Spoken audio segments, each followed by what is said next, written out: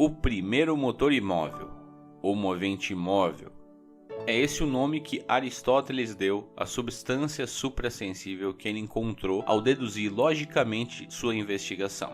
Um pouco confuso, né? Calma, vamos devagarinho.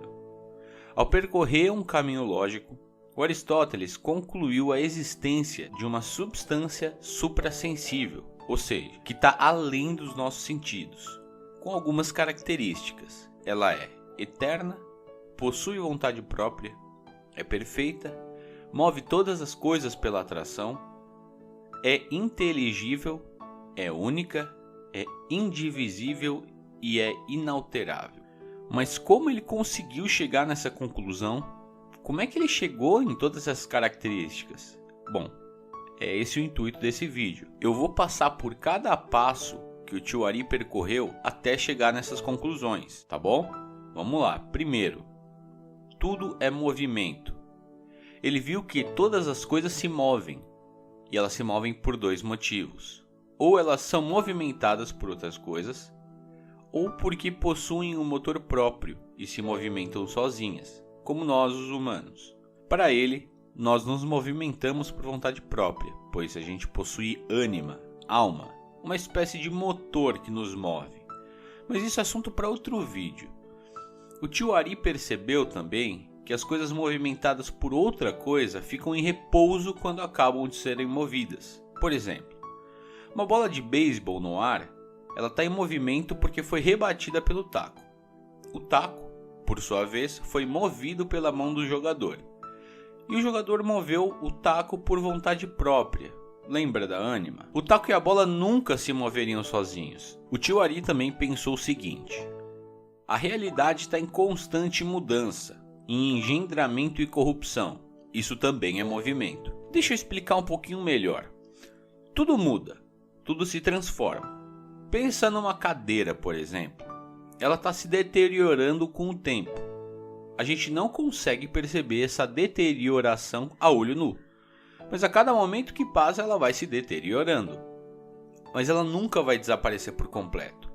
Mesmo que passe 1000 anos, milhares de anos, a cadeira vai ter virado um pó. E todo esse pó que foi um dia a cadeira é outra coisa, certo? E essa coisa vira outra coisa, que vira outra coisa, e assim sucessivamente. Tá sacando? Isso que é o movimento de engendramento e corrupção. A corrupção é a cadeira virando pó, se desfazendo em pó, deixando de ser cadeira.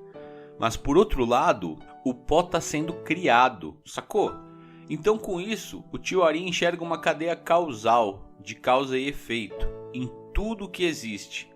Só que ao invés de olhar para frente dessa cadeia causal, para onde vai desembocar toda essa causalidade, o tio Ari olha para trás. Ele pensa: bom, tudo se move. Logo, algo deve mover tudo isso que existe. Então ele percebe que no início dessa cadeia de causalidade deve ter alguma coisa que tem vontade própria que move tudo. Só que essa alguma coisa não pode ter sido criada do nada.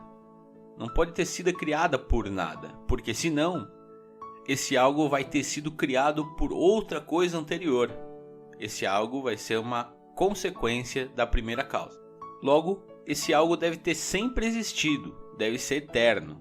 Tá sacando? Tá, mas por que imóvel? Bom, vamos lá.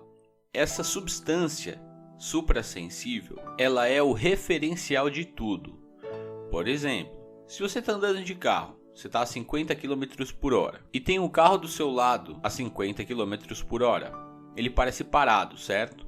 O que está se movendo é o cenário em volta, é a estrada, são os postes. Assim acontece com essa substância.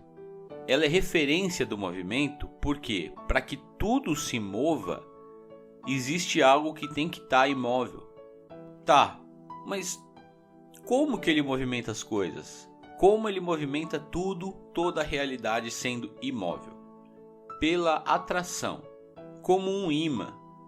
Um imã atrai as coisas para si. Se a gente coloca um clipe ao lado desse imã, ele vai atrair esse clipe. Tá, mas quer dizer que essa primeira causa ela é magnética? Não, pera, não é por aí. A gente já vai chegar lá. uma coisa imóvel só pode mover as outras coisas pela atração. Você lembra que ela não se move, certo? Mas como funciona então essa atração? Aí que está o pulo do gato. Pelo desejo e pela inteligência. Tudo se move em direção a essa substância porque ela é perfeita. Porque deseja essa substância. Sempre se deseja o que é perfeito. Além disso, ela é inteligível. Inteligível é aquilo que é claro, que é fácil de apreender, de entender. O inteligível atrai a inteligência. Nós humanos somos atraídos pelo que é inteligível. Para Aristóteles, todo humano aspira o conhecimento. Essa é uma das premissas que ele toma como base. O ser humano aspira o conhecimento. Pensa no seguinte, uma substância que é uma representação da sabedoria. Ela sabe de tudo. Nenhum conhecimento falta a ela. Se nenhum conhecimento falta, o que essa substância iria pensar? Em si própria. Não tem por que ela pensar em outra coisa. Ela já é a própria sabedoria. Ela contempla a si mesma. E nós, seres inteligentes, nos movemos em direção ao conhecimento, à sabedoria, ao que é inteligível. Então nos movemos em direção a ela. E agora a gente vai chegar à perfeição dele. Se nada falta a esse motor, ele é perfeito. Perfeito no sentido de acabado. Não falta nada. É única. Ora, se essa substância não fosse única, ela tivesse mais de uma parte, alguma coisa lhe faltaria, certo? Essa outra parte. Se ela faltasse, ela seria incompleta, seria imperfeita, inacabada. Então, ela deve ser única. E por fim, ela é imutável, porque se ela mudasse, ela se tornaria algo que não é perfeito. Sacou? A perfeição não pode ser mais perfeita, ela não pode mudar.